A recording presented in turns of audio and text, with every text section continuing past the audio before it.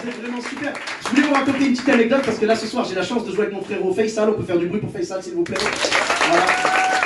Et on se connaît depuis très longtemps, on a déjà joué ensemble dans plein de villes et tout. Et je me rappelle un jour, on est parti jouer ensemble dans une ville et on a pris un Airbnb ensemble en fait. Et je vous raconte juste ce qui s'est passé, c'est pas un truc que j'ai écrit spécialement, c'est un truc qui nous est arrivé, j'ai dit il faut que j'en parle sur scène.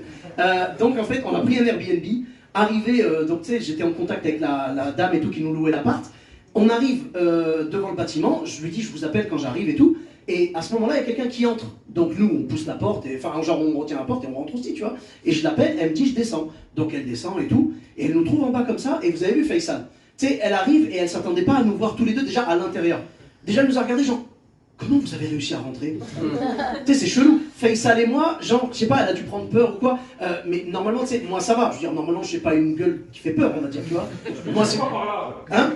Tu veux dire quoi par là? Non, je disais moi, si tu veux, j'ai plus la gueule d'un mec avec qui on veut bouffer, pas avec qui... Tu vois, c'est plus ça, on veut pas se battre avec moi, on veut manger avec moi, tu vois.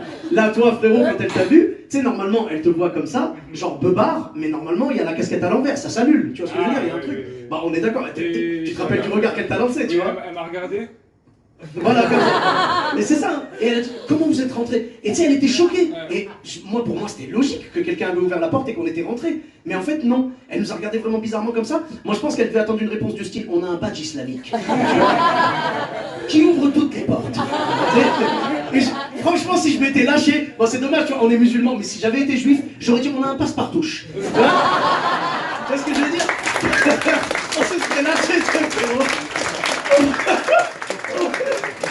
Après, mais déjà rien que le truc, quand elle est arrivée déjà, son arrivée c'était n'importe quoi. Parce qu'elle est arrivée en fait, j'ai eu l'impression qu'elle me tendait la main, donc moi j'y suis allé, je lui ai tendu la main comme ça, et je me suis rendu compte au dernier moment qu'en fait elle voulait me faire la bise. Et ça fait bizarre pour quelqu'un d'Airbnb, tu vois. Et elle est arrivée comme ça, et du coup elle a fait ah ok. Tu sais, donc je sentais qu'elle était un peu bizarre, et elle a dû se dire le mec il refuse de me faire la bise. Et il y a un barbu avec lui. Je pense que c'est des mecs radicalisés. Tu vois ce que je veux dire? On a pris l'ascenseur jusqu'au 4e étage. Le 4e étage, il était loin sa mère.